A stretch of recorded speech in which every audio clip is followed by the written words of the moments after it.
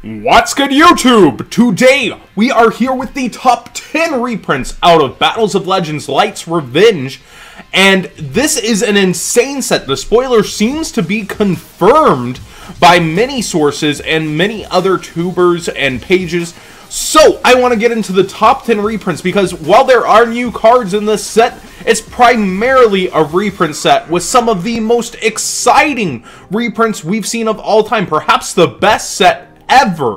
So, my first honorable mention here, if you're new to the channel, we always do 3 honorable mentions in our top 10s, is Archfiend Zombie Skull. This card has needed a reprint forever and set as a $10 super rare, even though it sees virtually no play, basically as a fun strategy card. And zombies are my top 3 favorite types of monsters, easily. But zombies always have such fun interactions, and this was one of those cards, very tricky to bring out, but once brought out, is one of the best cards in the game. Also, an obvious shout out to Summon Skull in the card as well. My next honorable mention is Spellbook Magician of Prophecy. It's one of the 2 old spellbook cards that really needed a reprint from Redo, and it's just such a good archetype, and it's getting future support, so I'm really glad Konami's actually looking forward at releases and saying, these could get really expensive for the players, let's put these in here as well. With new spellbook cards on the horizon, it's very exciting to get this a little bit cheaper for now. And the last honorable mention is Raid Raptor for Strix. Personally, Raid Raptors don't excite me. I know this is going to be in a lot of your top 10s, but for Strix is a really good card. It's cool to see that it actually has zoo combos, and overall, it needed a reprint for its price. And being one of the main cards out of Wing Raiders that had a decent price, it's nice to see it get a reprint. But honestly, I don't like Protect the Boss Monster decks, and especially with Kaijus.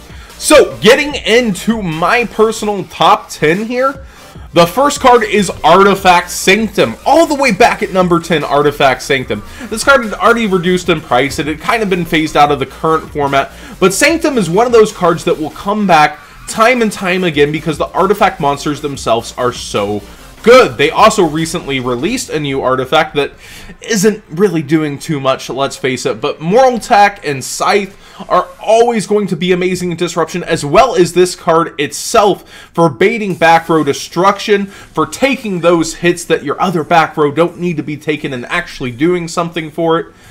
It's always just going to find its way into meta after meta. Scythe blankets the extra deck and will help choke out Link Summoning 2. And Moral Attack, I hope it comes back to 3 at some point. I believe it did in Japan. At number 9, we have Galaxy Soldier. Galaxy Soldier is probably the priciest card out of World Superstars, and it is an amazing card. It was overlooked at first when the set dropped, and then spiked heavily when Blue Eyes started to come on the scene, and also has just so much potential for making Cyber Dragon Infinity that, let's face it, Cyber Dragon Infinity is one of the best cards in the game. It was literally the card to beat for several formats of its existence. So, Galaxy Soldier, definitely a great card to see reprinted. There's other Blue Eyes support in here, such as Sage, but I personally like the Galaxy Soldier reprint because I felt Sage should have been in the Megatons. Again, a little bit biased on this list. And in the number 8 position, we have Into the Void from the Shining Darkness. Into the Void is an amazing draw card, and I really thought Konami was just holding off from touching cards like this in Dark World Dealings again. I felt like they'd really backed off because, you know, chicken games on the ban list. But Into the Void is just so interesting to see in the set. It was actually a red flag to me on the spoiler. I was like, Konami tends to stay away from these, and it's been like a $15 to $20 card over and over, just consistently stayed up there, and it's so nice to see draw cards for innovative decks that really just shine when you're just going off. I personally love watching decks go off and try to do their thing consistently, even if they're a little bit degenerate. So Into the Void and the number 8 slot for me. But at number 7, our STBL reprint of the set, Dragoonity Knight Gay Durg. I am always for an STBL card reprint. The only card that could have made me happier in the set is a Secret Rare White Mare. Secret Rare White Mare would have been so nice, but I will gladly settle for Gay Durg. He is one of the combo cards for the Dragoonity combos, which will be somewhat intertwining with the Cyberdarks that are coming up.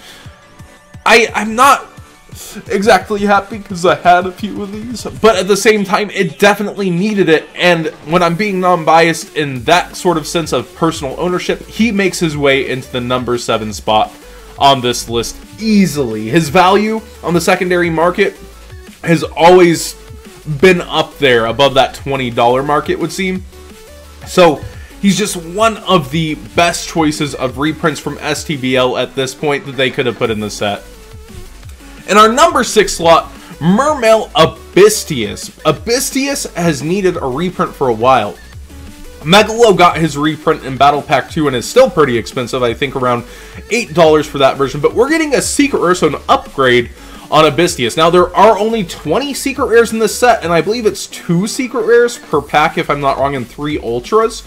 I could be wrong and it's 1, but I'm pretty sure it's 2 Secret Rares per pack, so all the Secret Rares should be relatively easy to pull for the set. You'll actually be chasing after the Ultra, so this should be a widely accessible version of Abystius for you guys to get off the bat. It's definitely one of the cards that I would start off with earlier, as Mermail seem to be getting future support down the road. I would definitely consider picking these up once they hit. I think they will be undervalued and will go up, but they will be easily available as no one's rushing to play the Mermails without Norden. Norden was a huge hit to the deck. But nonetheless, this was a $20 plus card and easily needed a reprint. But in the number 5, despite a lower value than Abystius, I just love seeing this card anywhere, and especially in a Secret Rare upgrade, Denko Rekka! Denko Sekka is definitely an amazing card to see hit this set. More so because of just the great moments this card has given the game and making it easily accessible for players once again to get their hands on. I am so happy, especially with the rarity upgrade. I have to imagine the Secret Rare of this is going to look so nice with those cherry blossoms in the background. So, Denko Sekka is just one of those cards that's going to live through time, similar to Sanctum thanks to Scythe. Denko Sekka just shuts off back row when it hits the board, and only a counter trap negating its summon is going to affect it. You can't chain your breakthrough skills, your Book of Moons, nothing. Denko Sekka is just going to have that longevity in the game of, if it becomes back row heavy, I'm the counter. And Royal Decree somewhat similar. Denko Sekka is just kind of a better Royal Decree in terms of it's got that 1700 body level 4, and you typically can find ways to continue playing after without having to set your own back row to protect it, such as Brilliant Fusion, and if that gets hit for Link format, we'll see other cards that will probably combo off with it depending on the decks. Also searchable by the Thunder family, since she is a Thunder type monster. But enough rambling about this waifu that could cut you in half. Let's go to our number 4 slot with the Phantom Knight of Breaksword. So many people called this card being in the set, especially when Omega hit. We knew the high-speed riders definitely had some great cards in store, but Breaksword from, I believe, Wing Raiders. I'm actually trying to remember when Breaksword came out. I'm pretty sure it was High Speed Riders, but I'm not entirely sure. The set on this card is definitely wrong. But Breaksword is one of the best cards for the rank 3 types, and with Dante at 3 and Breaksword still at 3, Breaksword just goes so many places, so fast, so far. It helps pop your own cards to take care of your own being fair, but when he pops himself with the Phantom Knights under himself. He's able to help make rank 4 access, and I think that's pretty important with you having only one extra monster zone. You can kind of clear a problem card of your opponents and then go into rank 4 if you're actually going for the Phantom Knights, but more so as this card that's been expensive for a while, even though it's been out of the meta. It's nice to see a cooling price. And in the number 3 position, we have Psyframe Lord Omega, all the way back to number 3. What is happening with this set? Omega is definitely one of those cards that is worth its value, no matter what it is. It's been 60, it's been 30. Oh man, it's just such a good card. He's going to pop in and out of the field. I believe he pops back to the main monster zone, if I remember my earlier rulings for Link format. And he is such a good card. Hitting a card out of your opponent's hand, maintaining your banish pile, even your face down banish for Pot of Desires. Oh, it's one of the best synchros ever printed. It's up there with Trishula easily, if not better than Trishula. So I've got to give it to them. Putting this in the set was completely unexpected by my standards, and then they just kept hammering the set with amazing reprints. And in my number 2 slot, as long as it remains unerrated, is Exciton Knight. It is insane that he's actually getting a downgrade rarity, ultra rare, so harder to get than the secret rares in this set, but I'm glad because he already has 2 secret rare versions. The more exciting prospect is Exciton Knight could be coming back. Why else would he be in the set unless for the Link format ban list we are getting Exciton Knight back? It would be amazing to see, although they typically just support the new archetypes as hard as they can, or the new mechanics, I should say, actually, with Link summoning. Like, we used to joke they want Xyz to succeed. Like, that's why a lot of the ban list reflected when Xyz came out, but with the Links coming out, if Exciton Knight really is coming back as one of the ultimate balancers in the game, I would love to see it, and I can't wait as long as there's no errata on my mans.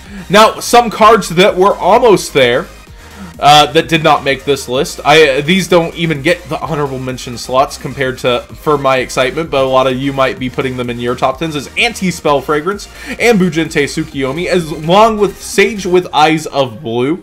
Those 3 cards are probably in a lot of your lists, but personally, they just don't make mine. They don't excite me. But in the number 1 slot, anytime there is a prize card in our set, it is going to be the star of the set, and that is definitely Minerva the Exalted Lightsworn. She was at $800 to $900 before this set. Even more than Giant Hand was when it got put in Gold Series, and definitely locks in the long-awaited reign of Lightsworns for many of you, especially with Twilight Sworns coming out. This is a boost to any Infernoid player's arsenal, many rank 4 decks arsenals, and definitely you Lightsworn players. There just can't be enough said about this card and its ability to be destroyed in the owner's possession, the ability to mill basically 3 and then 3 more when it's destroyed. It does so much for any deck that cares about its graveyard, for any rank 4 deck, getting Fairy Tale Snow there. It's so good. So, thanks for watching this top 10. What did you guys think I missed here? Did I miss any honorable mentions slash should have been mentioned here at the end? I almost forgot Sage, I'm not gonna lie. That's why its picture is not there. I remembered it talking about Galaxy Soldier, but it still wouldn't have made my top 10 because I feel like that should have been a Mega 10 seller. But hey, that's to each their own, like I said. What do you guys think? I definitely think this is one of the best sets all time, without any arguability, maybe the best. If we actually added up the value before the reprint announcements, I think this was the most retail value packed into one set ever, even beating Premium Gold 3, where we had the $50 lusters, the $25 ignisters, etc. from retail being reprinted in there, and the Giant Hand. I think this set just slams every set in existence in terms of secondary market value. Hopefully you guys enjoyed this discussion. Let me know in the comment section down below what you guys think. Like the video if you did enjoy it. And as always, subscribe.